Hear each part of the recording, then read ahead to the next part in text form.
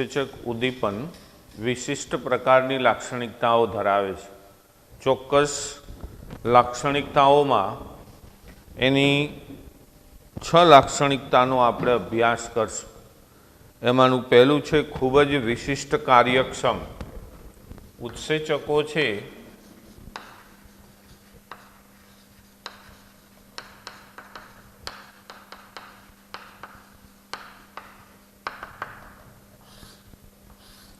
એ ખૂબ જ વિશિષ્ટ કાર્યક્ષમ હોય છે। ઉત્સેચકનો એક અણુ પ્રક્રિયકના 10 લાખ અણુઓને નિપજની અંદર રૂપાંતર કરે। બોલો, ખાલી ઉત્સેચકનો તમે એક અણુ લ્યો તો એનાથી પ્રક્રિયકના 10 લાખ અણુનું નિપજની અંદર રૂપાંતર થઈ જાય। એટલે આપણે જ્યારે રાસાયણિક પ્રક્રિયાઓ થતી હોય ત્યારે ઉત્સેચકને અલ્પ માત્રામાં ઉમેરી છે। પ્રક્રિયકનો જથ્થો વધારે લીધો હોય છે પણ સામે ઉત્સેચક છે એ અલ્પ માત્રામાં હોય તો શા માટે એની અલ્પ માત્રા જરૂરી છે? તો કે એનો એક અણુ ફક્ત 10 લાખ અણુઓને 1 મિનિટમાં પ્રતિ મિનિટ 10 લાખ પ્રક્રિયકના અણુનું એ નિપજની અંદર રૂપાંતર કરી દે। એટલે ખૂબ જ એને વિશિષ્ટ કાર્યક્ષમ કીધો છે। એક અણુની મદદથી 10 લાખ પ્રક્રિયક અણુ પ્રતિ મિનિટ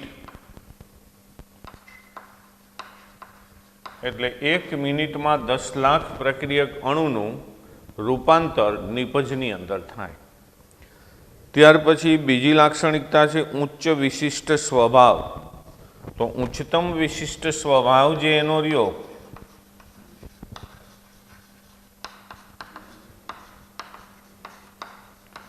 કોઈ પણ ઉદ્દીપક કે ઉત્સેચક એ ચોક્કસ પ્રક્રિયા માટે વિશિષ્ટ હોય। કોઈ પણ ઉત્સેચકની મદદથી તમે જે પ્રક્રિયાઓ કરાવતા હોય અથવા જૈવ રાસાયણિક જે પણ પ્રક્રિયા થતી હોય ઉત્સેચકની મદદથી એ પ્રક્રિયા માટે જ વિશિષ્ટ હોય છે। અન્ય પ્રક્રિયામાં એ પાછો કારગત નીવડતો નથી। એટલે એને ઉચ્ચ વિશિષ્ટ સ્વભાવ કીધો છે કે દાખલા તરીકે યુરિયા છે તો યુરિયાનું જળ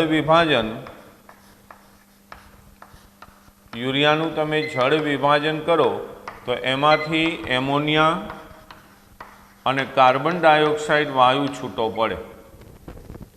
તો આ યુરિયાના જળ વિભાજન માટે યુરેઝ ઉત્સેચક જવાબદાર છે।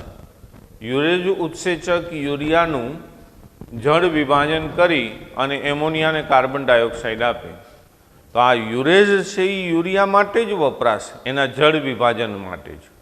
જો તમારે બીજા કોઈ ઘટકનું જળ વિભાજન કરવું હોય તો અહીંયા યુરેઝ કામ આવતો નથી, અથવા બીજી કોઈ પ્રક્રિયાઓની અંદર ઉત્સેચક તરીકે યુરેઝ વપરાતો નથી।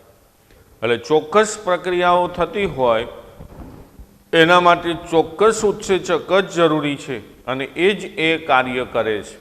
એ અન્ય પ્રક્રિયાઓ માટે અસરકારક નીવડતા નથી। ત્યાર પછી અનુકૂળતમ તાપમાને ઉચ્ચતમ સક્રિયતા। અનુકૂળતમ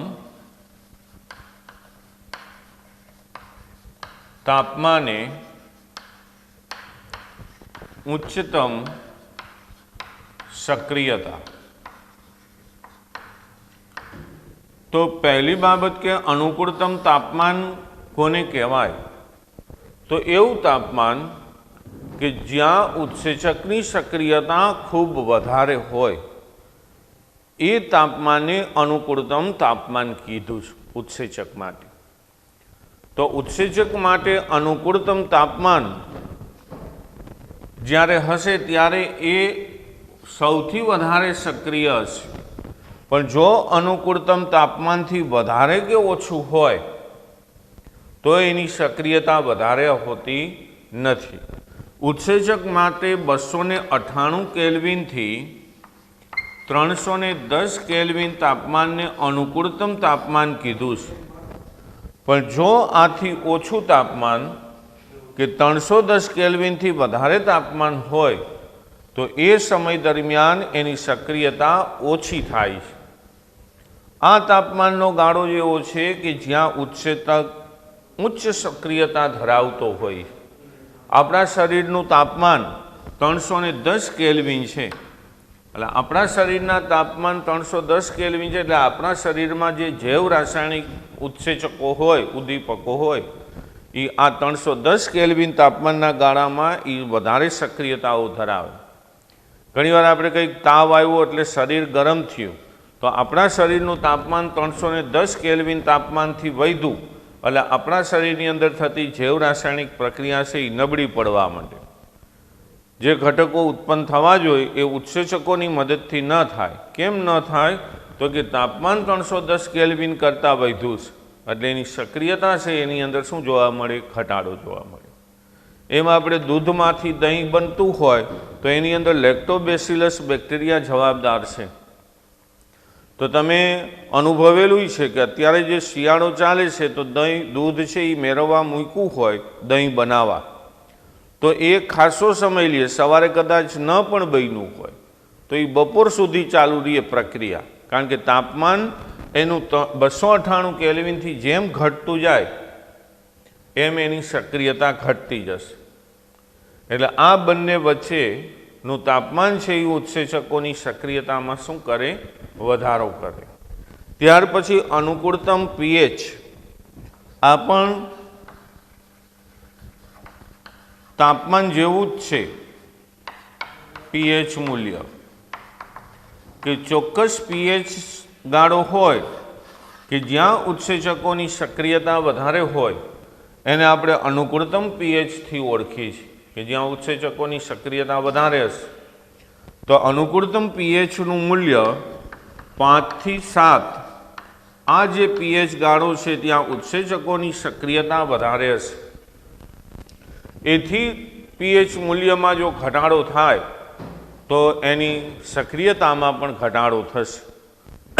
દાખલા તરીકે પીએચ મૂલ્ય 5 થી ઘટે એટલે આપણે કહીએ કે મને એસિડિટી થઈ છે. એસિડિટી થાય એટલે શરીરની જે હોજરી હોય એની અંદર એસિડના પ્રમાણની અંદર વધારો થાય. એટલે એસિડનું પ્રમાણ વધે એટલે પીએચનું મૂલ્ય છે એ ઘટે, 5 થી નીચું આવે. એટલે ઉત્સેચકો એની ક્રિયાવિધિની અંદર વિક્ષેપણ ઉત્પન્ન થાય એટલે શરીરની અંદર બળતરા થાય. એમ 7 થી પીએચ વધી જાય તો એ દ્રાવણ બેઝિક બનતું જાય શરીરનું, તો પણ ઉત્સેચકોની ક્રિયાશીલતામાં ઘટાડો થાય. એટલે ઉત્સેચકોની ક્રિયાશીલતા 5 થી 7 પીએચના ગાળામાં હોય છે જ્યાં એ મહત્તમ સક્રિયતાઓ ધરાવે છે. પછી ઉત્સેચક અને સહ-ઉત્સેચક. ઉત્સેચક અને સહ-ઉત્સેચકની હાજરીના કારણે સક્રિયતા. ઘણીવાર ઉત્સેચકો સાથે સહ-ઉત્સેચકો પણ કામ કરતા હોય. આ સહ-ઉત્સેચકોનું કામ છે ઉત્સેચકોની સક્રિયતામાં વધારો કરવાનું. જે બિન પ્રોટીન સંયોજનો, દાખલા તરીકે વિટામિન, આપણા શરીરની અંદર અલ્પ માત્રાની અંદર વિટામિન હોય. આ અલ્પ માત્રાના વિટામિન છે એ શું કરે? ઉત્સેચકોની સક્રિયતામાં વધારો કરે. એટલે ઉત્સેચકની સક્રિયતા વધે એટલે ઉત્સેચક છે એ ઝડપથી કાર્ય કરે. તો વિટામિન છે એ ઉત્સેચકોની સક્રિયતાને વધારવા માટે કાર્યમાં વપરાણો છે. એટલે એવા જે પદાર્થ છે કે જે ઉત્સેચકોની સક્રિયતા વધારે એને ઉત્સેચકોના સહ-ઉત્સેચકો કીધા છે. આ સહ-ઉત્સેચકોની મદદથી પણ કાર્ય છે ઉત્સેચકની સક્રિયતા છે એ વધારી શકાય.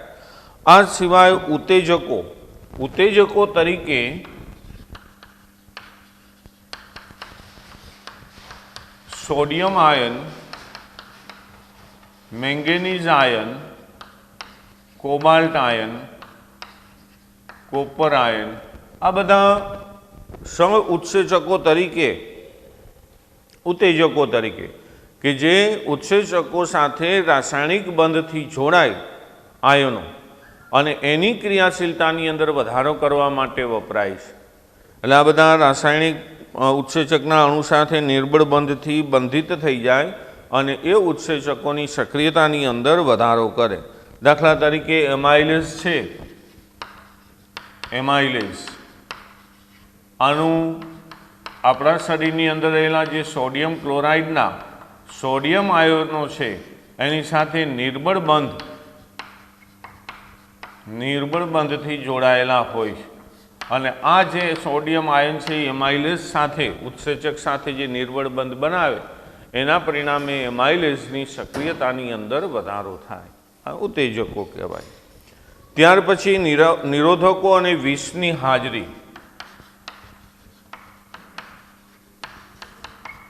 અને વિષ એટલે ઝેરની હાજરી.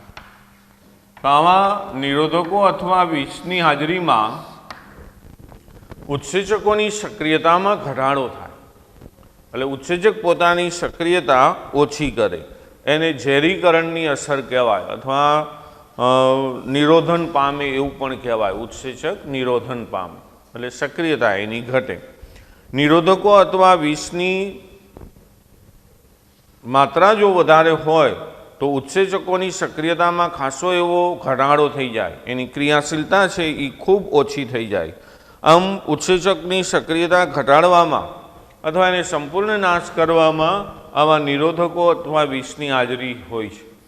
આપણે જે શરીરની અંદર ઘણીવાર આપણે દવાખાને ગયા હોય અને ડૉક્ટર છે એ દવા આપે ત્યારે ઔષધ જ્યારે લઈએ છીએ ત્યારે ઘણીવાર મોઢાની અંદર ચાંદા પડી જાય, ચામડી છે એના ઉપર ખંજવાળ વધારે આવા ઘણા પ્રશ્નો બનતા હોય છે.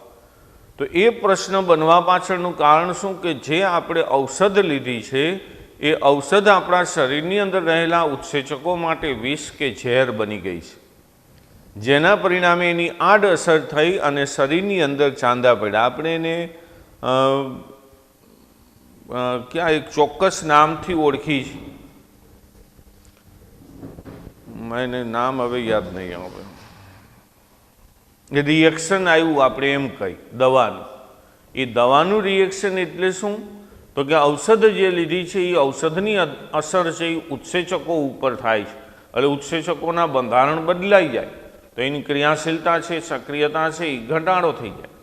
પરિણામે એની આડઅસરના લીધે આપણને રિએક્શનો આવે છે. રિએક્શનોમાં મોઢાની અંદર ચાંદા પડી જવા કે ખંજવાળ આવી કે અન્ય કોઈ પ્રકાર, પેટની અંદર વધારે પ્રમાણમાં બળતરા થવી, એનો ડૉક્ટરને ખ્યાલ હોય, કારણ કે એ જે ઔષધ આપેલી છે એના રસાયણોથી પરિચિત હોય, એટલે એ તરત જ એને ખ્યાલ આવી જાય કે આને આ ઉત્સેચક ઉપર આવી ખરાબ અસરો કરી છે, એટલે તરત દવા ચેન્જ કરે અને એ રિએક્શન જે આવેલું છે એના નિદાનની પ્રક્રિયા આગળ વધારે. તો આ જે બધી હતી એ ઉત્સેચક ઉદ્દીપનની લાક્ષણિકતાઓ હતી. ત્યાર પછી આવે છે ઉત્સેચક ઉદ્દીપનની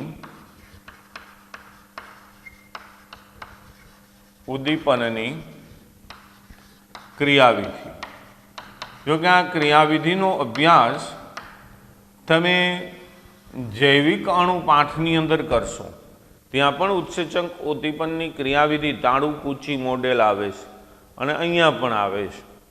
તો આમ ઉત્સેચકો છે એ કલિલમય કણો, કલિલ સ્વરૂપ હોય ઉત્સેચકો, એ હવે નેક્સ્ટ વિભાગની અંદર આપણે એની ચર્ચાઓ કરશું. તો એની અંદર ઘણા બધા છિદ્રો હોય. એ જે છિદ્રો છે એની લાક્ષણિક આકારના હોય, એને ચોક્કસ આકાર હોય, એની સાથે NH2 COOH SH આવા બંધથી બંધિત થયેલા હોય OH. તો એ ચોક્કસ પ્રકારની એક લાક્ષણિકતા, એક ચોક્કસ પ્રકારનો આકાર ધરાવતા હોય ઉત્સેચક. તો આ જે ઉત્સેચકો છે એની જે સપાટી છે એ સપાટી ઉપર કેટલાક સક્રિય કેન્દ્રો હોય. આ સક્રિય કેન્દ્રો પ્રક્રિયાર્થી એટલે કે પ્રક્રિયક સાથે જોડાણ કરે. જો જ્યારે માની લો કે આ ઉત્સેચક છે એન્ઝાઇમ્સ, આની સાથે જ્યારે આમ પ્રક્રિયક છે, પ્રક્રિયક એટલે રિએક્ટન્ટ, આપણે R એને સંજ્ઞા આપી, આ જ્યારે ઉત્સેચકની સપાટી સાથે જોડાણ કરે, પ્રક્રિયક છે એ જે ઉત્સેચકની સપાટી ઉપર જોડાણ કરે ત્યારે આ બંને આકાર છે એ એક સરખા થઈ જાય અને આ પ્રક્રિયકને આ ઉત્સેચક પોતાની સપાટી ઉપર બંધ બેસાડે.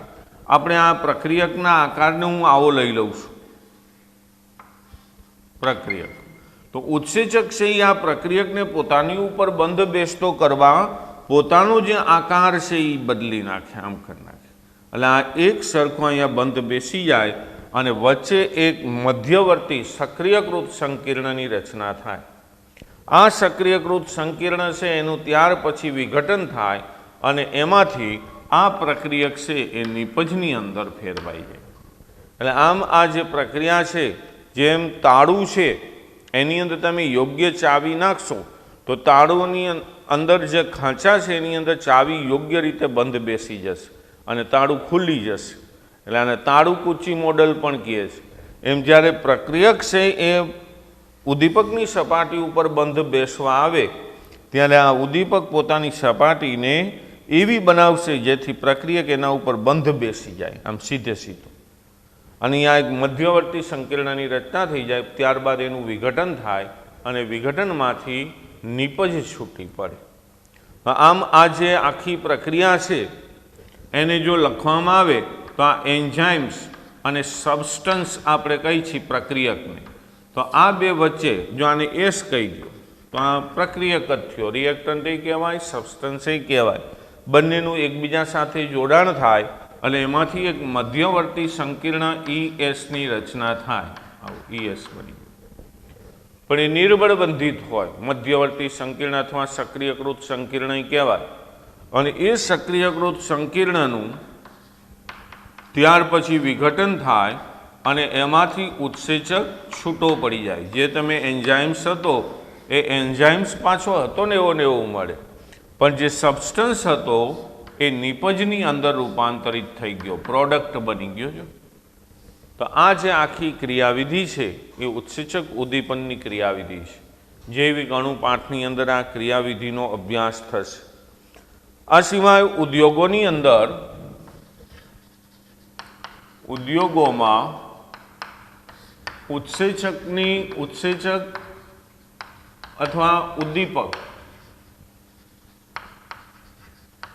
ક્રિયાવિધિ, જે ઉદ્યોગો છે એની અંદર ઉદ્દીપકો તરીકે આપણે એને ઉત્સેચક પણ બોલી શકીએ. ઉદ્દીપકો વપરાય જુદી જુદી રાસાયણિક પ્રક્રિયા હોય એને ઝડપી બનાવવા માટે ઉદ્દીપકનો ઉપયોગ થાય છે.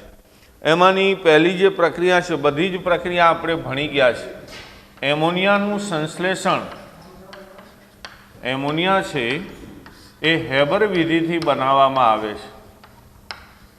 તો આ જે હેબર વિધિ છે એમાં નાઇટ્રોજન અને હાઇડ્રોજન વાયુ આ બંને એકબીજા સાથે પ્રક્રિયા કરી અને એમોનિયા બનાવે, NH3. તો આ જે એમોનિયા બનાવવાની હેબર વિધિની પ્રક્રિયા છે એ પ્રક્રિયાની અંદર ખૂબ ઝીણો કરેલ લોખંડ એફીનો પાવડર વપરાય છે. આની સાથે પ્રવર્ધક તરીકે મોલિબ્લેડમનો ઉપયોગ થાય છે. પ્રવર્ધક તરીકે જે રાસાયણિક પ્રક્રિયાનો વેગ વધારવામાં મદદરૂપ થાય. આ સિવાય આ પ્રક્રિયાનું તાપમાન છે એ 723 થી 773 કેલ્વિન અને દબાણ 212 રાખવામાં આવે છે. એટલે આ પ્રક્રિયામાં ઝડપથી આપણને એમોનિયા વાયુ છે એ મેળવી શકીએ. આ સિવાય હાલની અંદર પ્રવર્ધકો જે વપરાય છે એ મોલિબ્લેડમની જગ્યાએ અન્ય પ્રવર્ધકો, કારણ કે વૈજ્ઞાનિકો પ્રયત્ન કરતા જ હોય કે રાસાયણિક પ્રક્રિયા છે એ વધારે ઝડપી કેમ બને, તો એના માટે પ્રવર્ધક તરીકે હાલમાં આયર્નના ઓક્સાઇડ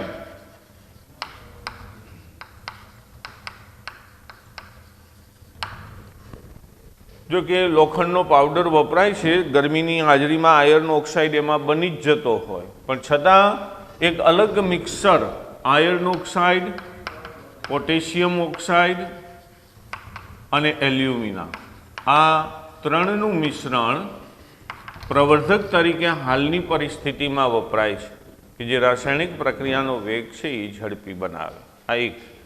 ત્યાર પછી બીજી પ્રક્રિયા પણ તમે અભ્યાસ કરી ગયા છો,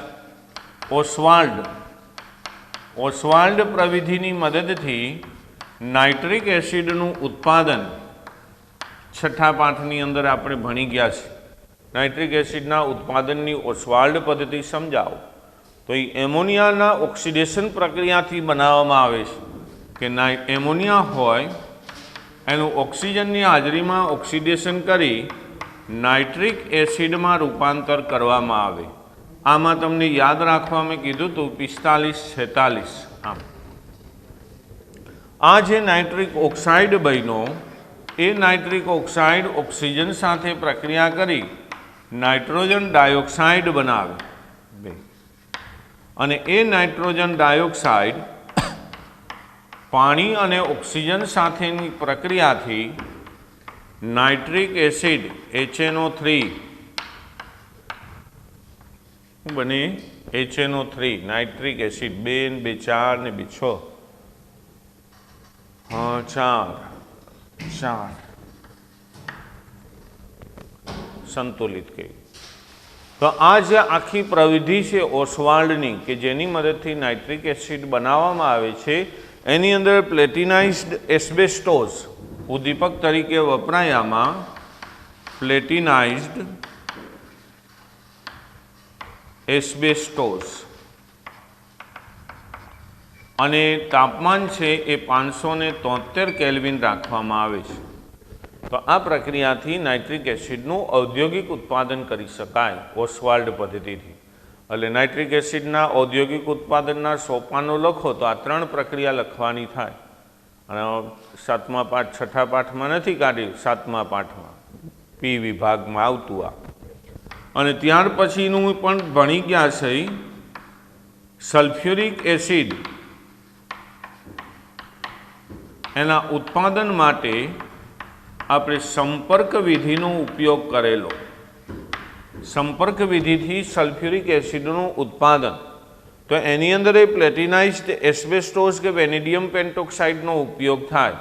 આ વસ્તુ સેમ આ જ ઉદ્દીપક આની અંદર એ વપરાય છે અથવા V2O5 વેનેડિયમ પેન્ટોક્સાઇડ પણ વાપરી શકાય.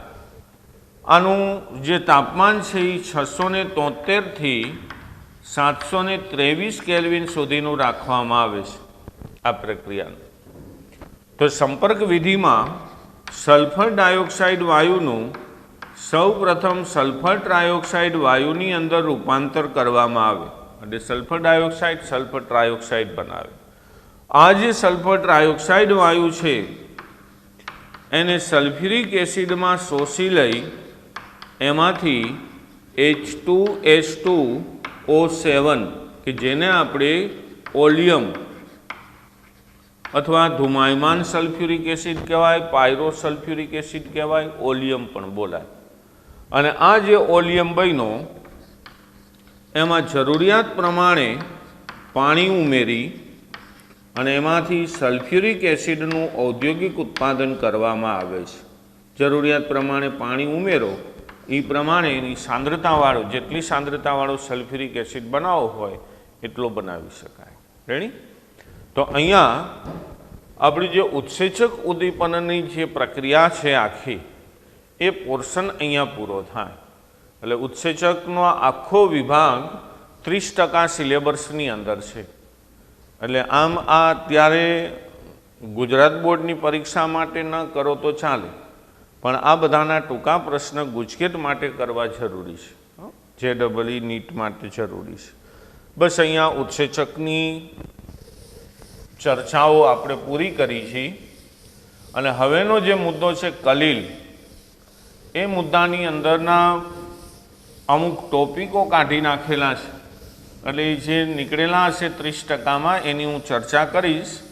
પણ એ સિવાય જે બીજા પ્રશ્નો છે કલીલના મોટા ભાગના પ્રશ્નો છે એ લીધેલા છે. એટલે હવેના બધા જ પ્રશ્નો આ ફરજિયાત આવડવા જોઈએ.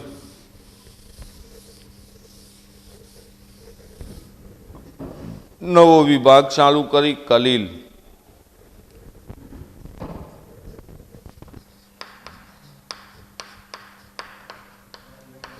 પ્રકરણને 3 ભાગની અંદર વહેંચેલું હતું. એક હતું અધિશોષણ, કે જેના બધા જ મુદ્દાઓ 70% છે. બીજો હતો ઉદ્દીપન કે જે ટોટલી 30%, એ કંઈ આવતા નથી મુદ્દા. અને ત્રીજો ભાગ હતો કલીલ. આ પ્રકરણનો ત્રીજો ભાગ શરૂ થાય છે કલીલ. 3 દિવસ ચાલશે, 3 કલાક. અને એ કલીલના અમુક ટોપિક છે એને 30%માં લીધેલા છે. એટલે જેટલા હું કહું એ બધા તૈયાર કરજો અને બીજામાંથી ટૂંકા પ્રશ્નની તૈયારી કરજો. આપણે આગળ પ્રકરણ 2 ભણ્યા હતા દ્રાવણો. તો એમાં આવ્યું હતું કે દ્રાવણ છે એ સમાંગ પ્રણાલી છે. પણ જો તમે રેતીને પાણીની અંદર મિશ્ર કરી અને હલાવી અને રાખી મૂકો તો એક નિલંબન બને. ધીમે ધીમે રેતી છે એ નીચે બેસતી જાય. તો આ જે નિલંબન અને દ્રાવણ, આ બંને વચ્ચેનો એક એવો પ્રણાલી સમૂહ છે કે જેની અંદર કણોનું કદ નિલંબન કરતાં નાનું હોય પણ દ્રાવણોના કણો કરતાં સમાંગ દ્રાવણના જે કણો છે એનાથી મોટું હોય. તો આવું એક નિલંબન અને દ્રાવણ વચ્ચે એક પરિક્ષેપિત કલાનું નિર્માણ થાય છે. એ જે આખો વિભાગ બને છે એને આપણે કલીલ પરિક્ષેપણ અથવા ખાલી કલીલ, આપણે કલીલ પરિક્ષેપણ શબ્દનો ઉપયોગ નહીં કરી, ખાલી કલીલ જ બોલશું. એટલે કલીલ દ્રાવણનું નિર્માણ થાય. આમ કલીલ છે એ વિષમાંગ પ્રણાલી છે. જો દ્રાવણ છે ને એ સમાંગ છે. તમે પાણીની અંદર મીઠું નાખી દો તો મીઠું એકદમ ઓગળી જશે.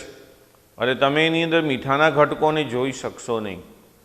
કલીલના કણોને પણ જોઈ નથી શકતા, પણ છતાં એ મીઠાના કણો જે પાણીની અંદર ઓગળેલા હતા એનાથી મોટા હોય. જો દૂધની અંદર પ્રોટીન ચરબીના કણો છે એને જોઈ નથી શકાતા, પણ છતાં એ દૂધ કલીલ દ્રાવણ કહેવાય છે. દૂધને ખાલી દ્રાવણ ન બોલાય, સાચું દ્રાવણ ન કહેવાય. એટલે કલીલને આને વિષમાંગ પ્રણાલી કીધી છે. આ વિષમાંગ પ્રણાલીમાં એક પરિક્ષેપિત કલા હોય અને બીજો ઘટક પરિક્ષેપણ માધ્યમ હોય. જો સાચું જે દ્રાવણ છે, માની લો કે આ સાચું દ્રાવણ છે,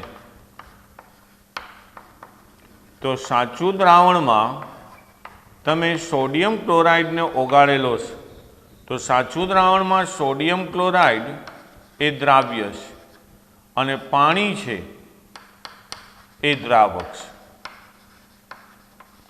તો અહીંયા પરિક્ષેપણ માધ્યમ એટલે દ્રાવક થયો અને પરિક્ષેપિત કલા એટલે દ્રાવ્ય થયું. શબ્દો બદલાવ્યા છે. કલીલ દ્રાવણ હોય એમાં દ્રાવ્ય અને દ્રાવક શબ્દ નથી વપરાતા. એમાં પરિક્ષેપિત કલા દ્રાવ્ય માટે વપરાય છે અને દ્રાવક માટે પરિક્ષેપણ માધ્યમ શબ્દ વપરાય છે. બરાબર? એટલે હવે હું જ્યારે પણ પરિક્ષેપિત કલા શબ્દ વાપરું એટલે તમારે સમજવાનું કે દ્રાવ્યના કણો બોલ્યા છે, અને પરિક્ષેપણ માધ્યમ બોલવું એટલે તમારે સમજવાનું કે દ્રાવક બોલ્યા, કે કેની અંદર એ કણો રહેલા છે. આ સિવાય દ્રાવણ અને કલીલ વચ્ચેનો એક મહત્વનો જે તફાવત કોઈ હોય તો એ છે એના કણોના કદનો. કલીલ કણોનું જે કદ છે, આ જે કલીલ કણો છે એનું કલા એટલે એના કણોનું કદ, એ કદનું મૂલ્ય, કદ જે સાચા દ્રાવણો હોય એ સાચા દ્રાવણોના કણોના કદ કરતા નાનું હોય. સાચા દ્રાવણોના કણોના કદ કરતા કલીલ કણોના કદ છે એ કેવા હોય? નાના હોય. કલીલ કણોનું કદ છે એ મોટું હોય, સાચા દ્રાવણોના કણોના કદ કરતા મોટા હોય. એટલે દ્રાવણોના કદ રહ્યા, કણોના કદ એ નાના હોય. કલીલ કણોનું કદ કેવું હોય? મોટું હોય. એટલે આમ એને કલીલ કણો જે રહ્યા એને બૃહદ અણુઓ કીધા છે. બૃહદ અણુ એટલે પ્રોટીન. પ્રોટીનના અણુભાર ખૂબ વધારે હોય. પ્રોટીન છે, પોલિમર છે, વિરાટ અણુઓ.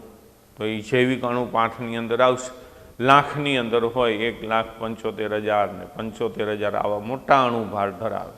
એટલે કલીલ કણોને બૃહદ અણુઓ તરીકે કીધા છે. સાચા કણોના કદ કરતાં એ મોટા હોય પણ કલીલ કણો, અને જે નિલંબિત કણો છે એનાથી એ પાછા નાના હોય. તો આમ કલીલ કણોનું જે કદ છે એ કલીલ કણોનું કદ 1 થી 1000 નેનોમીટર જેટલું હોય. કલીલ કણો આ રેન્જમાં આવે. અને માની લો શોર્ટ ક્વેશ્ચન પૂછો કે કલીલ કણોનું કદ નીચેનામાંથી કયું છે, આવું પૂછ્યું, અને એની અંદર જવાબ નેનોમીટરમાં નથી આપ્યો, અહીંયા તમને મીટર મૂકી દે બે જગ્યાએ, એટલે તમે કહો કે આ જવાબ સાચો, કારણ કે તમે 1 થી 1000 જ જોવો છો. 1000 મીટર એટલે કેવડું થયું? 1 કિલોમીટર જેવડો કલીલ કણ હોય કોઈ દિવસ? હે, તો એનું મીટરની અંદર પૂછ્યું હોય તો 10⁻⁹ મીટરથી 10⁻⁶ મીટર આ જવાબ લખવાનો, મીટરમાં કહીએ તો. આની પાછળ મીટર મૂક્યું હોય ને લખી આવતા નહીં જવાબ સાચો કે આ સાચો. જો 1 નેનોમીટર એટલે 10⁻⁹ મીટર થાય, અને 1000 નેનોમીટર એટલે 10⁻⁶ મીટર થાય. એટલે આ બંને જવાબમાંથી કયો જવાબ આપ્યો છે, નેનોમીટર આપ્યો છે, મીટરમાં આપ્યો છે, એ ખાસ ધ્યાન રાખવાનું. અને આ પૂછાય એવો પ્રશ્ન છે. એટલે કલીલ કણોનું કદ આટલું હોય. કલીલ કણો છે એ પ્રતિ એકમ દળે વિશાળ ક્ષેત્રફળ ધરાવતા હોય છે. તમે 1 સેન્ટીમીટર બાજુવાળો સમઘન લ્યો, માની લો કે આ 1 સેન્ટીમીટરનો એક સમઘન મેં બનાવેલો છે, આની બધી જ બાજુઓ 1 સેન્ટીમીટર છે, 1 સેન્ટીમીટર, એમ આ પણ 1 સેન્ટીમીટર ને આ પણ 1 સેન્ટીમીટર. તો એનું જે આ એક પૃષ્ઠ હોય, આ એક પૃષ્ઠ, એ એક પૃષ્ઠનું ક્ષેત્રફળ થાય 1 સેન્ટીમીટર સ્ક્વેર, એક પૃષ્ઠનું. તો આવા સમઘનમાં એક સરખા કુલ 6 પૃષ્ઠો હોય. 6 પૃષ્ઠથી એક સમઘન બને. જો આ સમઘન છે તો આ સમઘનમાં કુલ 6 પૃષ્ઠ થયા, 1 2 3 4 5 ને 6, આમ ગણી લો તો 6 થાય. તો આ એક પૃષ્ઠનું ક્ષેત્રફળ 1 સેન્ટીમીટર સ્ક્વેર. તો આવા 6 પૃષ્ઠોનું ક્ષેત્રફળ થાય 6 સેન્ટીમીટર સ્ક્વેર.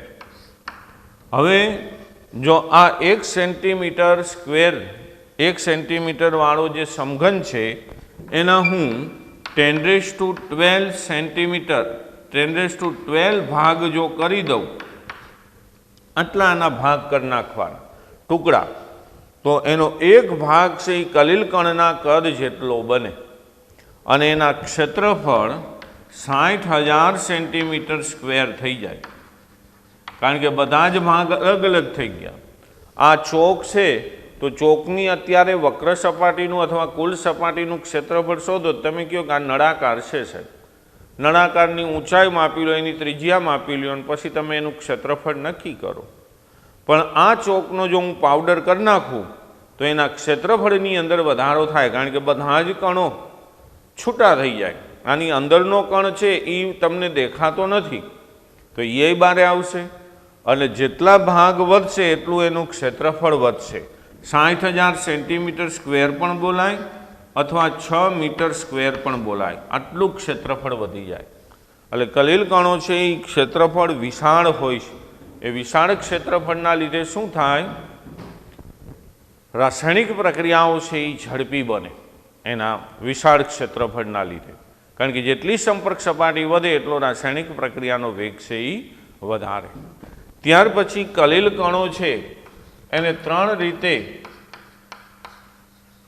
વર્ગીકરણ કરવામાં આવ્યું છે.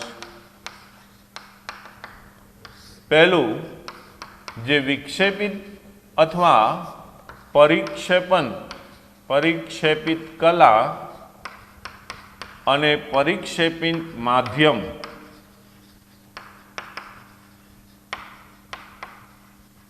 ઘણીવાર આ શબ્દ ન લખેલો હોય તો વિક્ષેપન માધ્યમ અને વિક્ષેપિત કલા પણ લખ્યું હોય. જૂની બુકમાં આ શબ્દો હતા, બે, નવી બુકમાં નથી. વિક્ષેપિત કલા, વિક્ષેપન માધ્યમ આવા શબ્દો હતા જૂની બુકમાં. અત્યારે પરિક્ષેપિત અને પરિક્ષેપણ શબ્દ આવી ગયા છે। તો આ જે બંનેની ભૌતિક અવસ્થા એટલે કે એની કલા ઉપર આધારિત છે। એ ઘન છે, પ્રવાહી છે કે વાયુ છે। તો આ ત્રણ ભૌતિક અવસ્થાના આધારે કલીલોના પ્રકાર નક્કી થાય। એટલે પહેલો પ્રકાર છે પરિક્ષેપિત કલા અને પરિક્ષેપિત માધ્યમ એના ભૌતિક અવસ્થા ઉપર ઘન, પ્રવાહી, વાયુ। ત્યારબાદ બીજો જે પ્રકાર છે એ પરિક્ષેપિત કલા અને પરિક્ષેપિત માધ્યમ વચ્ચે જે આંતરઆણ્વીય આકર્ષણ બળો લાગે છે એ આંતરઆણ્વીય આકર્ષણ બળોના આધારે એનો એક પ્રકાર નક્કી કરવામાં આવ્યો છે। એટલે પારસ્પરિક ક્રિયાના સ્વભાવ ઉપર પણ બોલાય, આંતરઆણ્વીય આકર્ષણ બળો જે લાગતા હોય એ પણ બોલાય। એટલે પારસ્પરિક ક્રિયાના આધારે એનો બીજો પ્રકાર નક્કી કર્યો છે। પછી ત્રીજો કલીલ કણો ના કદને આધારે એના જુદા જુદા કલીલ કણોના કદમાં તફાવત હોય છે। એટલે કણોના પ્રકાર જે રહ્યા કલીલ કણોના કદના પ્રકાર એ નાના મોટા હોય તો એના આધારે કલીલોનું વર્ગીકરણ કરવામાં આવ્યું છે। એટલે આ ત્રણ રીતે વર્ગીકરણ કરવામાં આવ્યું છે। એમાંનું પહેલું વર્ગીકરણ છે પરિક્ષેપિત કલા અને પરિક્ષેપિત માધ્યમ એની ભૌતિક અવસ્થાના આધારે એનું વર્ગીકરણ। તો ભૌતિક અવસ્થાના આધારે પરિક્ષેપિત કલા અને પરિક્ષેપિત માધ્યમ, પરિક્ષેપણ માધ્યમ એના આધારે કલીલનો પ્રકાર નક્કી થશે। અને એ શેની અંદર જોવા મળે છે એના ઉદાહરણો, દાખલા તરીકે કલા છે એ તમે ઘન લ્યો, પણ માધ્યમ, કલા એટલે દ્રવ્ય અને આ દ્રાવક માધ્યમ છે એ ઘન, પ્રવાહી કે વાયુ લઈ શકાય। એટલે આને બોલાય ઘનમાં ઘન, પ્રવાહીમાં ઘન, આમ, અથવા ઘનમાં પ્રવાહી બોલવાનું આમ, અને વાયુમાં ઘન। તો આ રીતે કલા એક જ છે, પણ પરિક્ષેપણ માધ્યમ છે એ ઘન, પ્રવાહી અથવા વાયુ લઈ શકો તો એના આધારે કલીલના પ્રકાર બને। આવી રીતે તમે પરિક્ષેપિત કલા ત્રણ પ્રવાહી લ્યો, આ ઘન, પ્રવાહી, વાયુ લ્યો। બીજામાં પરિક્ષેપિત કલા વાયુ લ્યો, જો આ પ્રવાહી લીધું,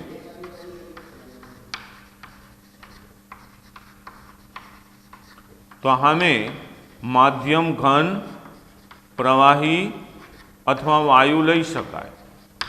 ત્યાર પછી પરિક્ષેપિત કલા વાયુ લીધી, વાયુ બે વાર જ આવશે, સામે ઘન અને પ્રવાહી, વાયુ વાયુ ન આવે। એટલે 8 કલીલ પ્રણાલી મળે, 9મી ન મળે વાયુ વાયુવાળી। કેમ 9મી પ્રણાલી નથી મળતી? તો કે વાયુ છે એ એકબીજામાં સંપૂર્ણ મિશ્ર થાય છે, સમાંગ મિશ્રણ બનાવે છે, એટલે એ કલીલ નથી બનતું, કલીલ વિષમાંગ છે। એટલે આમાં જોજો 8 જ કલીલ પ્રણાલી મળે, 9મી નો મળે વાયુ વાયુ, ધ્યાન રાખજો હો। તો એમાંની પહેલી છે ઘન ઘન, ઘન પ્રવાહી અને ઘન વાયુ। તો આને કહેવાય કલીલના પ્રકારમાં ઘન સોલ, ઘન પ્રવાહીને બોલાય સોલ અને ઘન વાયુને બોલાય એરોસોલ। આ કલીલનો પ્રકાર થયો ઘન સોલ, સોલ અને એરોસોલ। જે સોલ આપણે બોલી છીએ એ સોલ પ્રવાહીમાં ઘન, આમ બોલાય, પ્રવાહીમાં ઘન એટલે સોલ, આ રીતે બોલવાનું। એમ વાયુમાં ઘન એટલે એરોસોલ, એમ બોલવાનું। તો આ કલીલ પ્રણાલીના ઉદાહરણ, આ ઉદાહરણમાં આ ટૂંકા MCQ માટે આ પૂછાય હો। તો પહેલું છે ઘન ઘન, તો કેટલાક રંગીન કાચ અને જેમ સ્ટોન એ આનું ઉદાહરણ છે। રંગીન કાચ અને જેમ સ્ટોન। રંગીન કાચની અંદર કાચ છે એ સિલિકામાંથી બને, સિલિકા એટલે રેતી, એને યોગ્ય મેશવાળી ચારણીમાંથી પસાર કરે, બારીક પાવડર હોય એને ખૂબ ગરમ કરે એટલે પ્રવાહી સ્વરૂપ બને. લોખંડના ઓક્સાઇડો નાખી એ કાચને રંગીન બનાવે, જુદા જુદા ઓક્સાઇડો નાખીને, એટલે બંને ઘન સ્વરૂપે હોય. એટલે રંગીન કાચ રહ્યો ને એની અંદર પરિક્ષેપિત માધ્યમિક ઘન હોય, પરિક્ષેપિત કલા પણ ઘન હોય. આવું પૂછાય, માધ્યમ અને કલા કઈ રીતે જોવા મળશે? તો બંને ઘન. એમ જેમસ્ટોન એ પણ એક પદાર્થ છે, પથ્થર છે, તો એ પણ ઘન સોલ પ્રકારનો કલીલ ધરાવે છે. ત્યાર પછી આવ્યું પ્રવાહીમાં ઘન. પ્રવાહીમાં ઘન તો એને સોલથી ઓળખવામાં આવે છે. તો એ સોલમાં રંગ અને જૈવિક દ્રવ, આપણું જે શરીર છે એ શરીરની અંદર જેવું રસાયણ છે જીવરસ, એની અંદર પ્રોટીન, ન્યુક્લિક એસિડ એવા કલીલ કણોના કદના કણો તરતા હોય. એટલે કોષરસના પ્રવાહીમાં જે આ કલીલ કણોના કદના કણમાં protein, nucleic acid, amino acid આવા બધા કણ હોય, ઘટક કણ. એટલે આપણા શરીરનું જે જૈવિક દ્રવ છે ને એ પ્રવાહીમાં ઘન પ્રકારનું કલીલ છે. કોષરસ પ્રવાહી છે, એની અંદર ઘન સ્વરૂપ પ્રોટીન, પછી એમિનો એસિડ, ન્યુક્લિક એસિડ એ બધા કલીલ કણોના કદના હોય, એ ઘન સ્વરૂપ હોય. એટલે એને પ્રવાહીમાં ઘન સોલ કીધો છે, સોલ કહેવાય. અને ત્યાર પછી આવે વાયુમાં ઘન, ધુમાડો અને ધૂળ. ધુમાડો અને ધૂળ. ધુમાડો છે એ હવાની અંદર હોય, એટલે હવા છે એ એનું માધ્યમ બન્યું, વાયુ સ્વરૂપ. એ ધુમાડાની અંદર ધૂળના રજકણો, માટીના રજકણો, કાર્બનના રજકણો હોય, એ કાર્બન ઘન સ્વરૂપે હોય, એટલે એને વાયુ ઘન સોલ કીધો છે. અને એને આપણે ઓળખી છીએ એરોસોલથી. રેડી? તો એ જ રીતે ઘનમાં પ્રવાહી, પ્રવાહીમાં પ્રવાહી અને વાયુમાં પ્રવાહી, તો એ બીજા 3 પ્રકારના કલીલ થયા. તો આ જે 3 પ્રકારના કલીલ છે એમાં આને કહેવાય જેલ, આને કહેવાય પાયસ અને આને પાછું કહેવાય સોલ. જે ઘનની અંદર પ્રવાહી નાખવામાં આવે તો એને જેલથી ઓળખવામાં આવે છે. જેલની અંદર ચીઝ, બટર અને જેલી, ચીઝ, બટર અને જેલી. બટર આપણે માખણ જે ખાઈ છીએ એ ચીઝ, બટર, જેલી. તો એની અંદર માધ્યમ એનું ઘન છે, પણ એની અંદરના ઘટક જે રહ્યા એ પ્રવાહી સ્વરૂપ હોય. એને ગરમ કરીએ એટલે પ્રવાહી આખું બની જાય છે. દબાવો તો દબાઈ શકે, એમાંથી પાણી છૂટવું પડે, પ્રવાહી સ્વરૂપ. ચીઝ, બટર, જેલી અને દૂધ. આમ આ જે બટરવાળું જે શબ્દ રહ્યો ને એ જેલ માટે, જે કઠણ જે માખણ હોય બટર એના માટેનો છે. અને એમાંથી પ્રવાહી સ્વરૂપ ઘટક છૂટા પડતા હોય, એ આ એની પરિક્ષેપિત કલા બની જાય, પ્રવાહી. ત્યાર પછી પ્રવાહી એને પાયસ બોલાય. પાયસ પાછળ એક પ્રશ્ન આવશે, પાયસ એટલે શું? પણ એ 30% કોર્સની અંદર છે, નહીંતર આ મોસ્ટ આઈએમપી પ્રશ્ન હતો. આને કહેવાય પ્રવાહીનું પ્રવાહીમાં વિક્ષેપન, એટલે એને બોલાય પાયસ. આખો પોર્શન છે, એક ટૂંકનોંધ છે પાયસની, પણ આપણે આમાં નથી. એની અંદર દૂધ, વાળ ક્રીમ અને માખણ, આનો સમાવેશ પાયસની અંદર થાય, કે જેની અંદર બંને ઘટકો પ્રવાહી સ્વરૂપ છે. વિક્ષેપિત કલા, વિક્ષેપિત માધ્યમ બંને પ્રવાહી સ્વરૂપ છે. અને ત્યાર પછી આવે છે એરોસોલ, સોલ ને એરોસોલ, કે જેમાં વાયુ છે એની અંદર પ્રવાહી ઘટક રહેલા છે. તો એવા એરોસોલના ધુમ્મસ, ધૂમ્ર, પછી વાદળ. વાદળ છે એ પણ વાયુની અંદર પ્રવાહી, પાણીની બાષ્પ રહેલી હોય વાદળમાં, બાષ્પ ઠરે એટલે એ પછી ભેજના લીધે નીચે વરસાદ સ્વરૂપે આવે છે વાદળ. પછી આપણે જે ખેતરની અંદર જંતુનાશક સ્પ્રે મારી છે, એ જંતુનાશક દવા છાંટતા હોય તો ઝીણા ઝીણા કલીલ કણોના કદ છે એ વાતાવરણમાં જાય. વાતાવરણ આખું વાયુ સ્વરૂપ માધ્યમ છે, એની અંદર આ પ્રવાહી ઘટક કણો જે રસાયણ નાખ્યું છે જંતુનાશક દવા એના કલીલ સ્વરૂપના કણો વાતાવરણમાં જશે. પછી વાયુમાં બે જ આવે, ઘન વાયુ અને પ્રવાહી વાયુ. એની અંદર ઘનસોલ અને ફીણ, ઘનસોલ અને ફીણ. જો આમાં પૂછાય એવું કે કલીલના પ્રકાર ફીણમાં પરિક્ષેપણ માધ્યમ અને પરિક્ષેપિત કલા કઈ ભૌતિક અવસ્થા ધરાવશે, આવું પૂછે. પછી આમ પણ પૂછે કે ચીજની અંદર પરિક્ષેપિત માધ્યમ અને પરિક્ષેપિત કલા તથા કલીલનો પ્રકાર જણાવો. તો આવા ટૂંકા પ્રશ્ન આ કોષ્ટક ઉપરથી પૂછાય, જે બે કીધા એ રીતે બધા પૂછાય. રંગીન કાચનો કલીલનો પ્રકાર કેવો છે તો લખવાનું ઘનસોલ પ્રકાર. વાયુ ઘન એમાં પ્યુમાઇસ પથ્થર અને ફોમ રબર, આપણે જે ડનલોફનું આવે ગાડલું એને આપણે ફોમ કહેવાય. એ ફોમ રહ્યું ની ઘન સ્વરૂપ છે, અંદર વાયુ ભર્યો હોય, તમે આમ દબાવો તો એ દબાઈ જાય. એટલે પ્યુમાઇસ પથ્થર અને ફોમ રબર એ આના ઉદાહરણો છે. અને પ્રવાહી વાયુની અંદર ફીણ, જેમાં ફીણ, કસા ક્રીમ, સાબુનું ફીણ, આ બધા એની અંદર આવે. ફીણ આ હોય એ આમાં આવે પ્રવાહી વાયુ. ફીણને તમે જો આમ અડો એટલે એમાંથી તરત છૂટું પડે, આમ ફૂટે એટલે એ પાણી સ્વરૂપ દેખાય.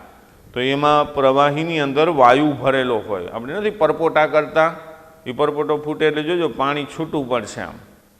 તો એ આ બધા એના ઉદાહરણ છે. આપણે વ્યાપારિક પેદાશો અને કેટલીક કુદરતી ઘટકો પણ આવા કલીલ કણો સ્વરૂપના છે. આપણા શરીરની અંદર રહેલું જૈવ દ્રવ છે એ પણ કુદરતી જ છે, જે કોષરસની અંદર આવા બધા ન્યુક્લિક એસિડ ને પ્રોટીન કલીલ કણો સ્વરૂપના છે. આ સિવાય અગ્નિશામક ફીણ છે એ એરોપ્લેન જ્યારે ઉતરાણ કરતું હોય ત્યારે આપત્તિજનક ઉતરાણ કરે અને વ્હીલની અંદર આગ લાગે ઘર્ષણના લીધે, તો અહીંયા આ ફીણનો ઉપયોગ થાય, અગ્નિશામક ફીણનો. આ સિવાય કસા ક્રીમ ફીણ છે એ પણ પ્રવાહીમાં વિક્ષેપિત વાયુ છે. જો અહીંયા કસા ક્રીમ ફીણ પ્રવાહીમાં વિક્ષેપિત વાયુ, આ પ્રવાહી છે એની અંદર વિક્ષેપિત વાયુ એ ફીણમાં આવે, કસા ક્રીમ. તો આમ વ્યવહારિક રીતે આપણે કુદરતી અને બીજા કેટલાક ઔદ્યોગિક રીતે પણ આવા કલીલોના ઉપયોગમાં આવશું. આપણે આગળ આ પ્રકરણની અંદર કેટલાય કલીલ કણોનો અભ્યાસ કરશું. એમાં ખાસ આપણા કોર્સની અંદર સોલ અને પાયસ, આ સોલ અને પાયસ આ બેનો અભ્યાસ છે. જેલનો અભ્યાસ નથી, ઘનનું પ્રવાહીમાં વિક્ષેપણ, પણ આ સોલ અને પાયસનો અભ્યાસ છે. પાયસ પણ આ વર્ષે 30% સિલેબસની અંદર કાઢી નાખ્યું છે. તો હવે એનો જે બીજો પ્રકાર છે આંતરાણવીય પારસ્પરિક જે ક્રિયાઓ થાય છે એના આધારે એની ચર્ચાઓ નેક્સ્ટ પીરિયડની અંદર હવે કરશું આપણે. રેડી? ઓકે. જે પ્રશ્ન કલીલોના ચલાવેલા છે એને લખીને પાકા કરજો. હો.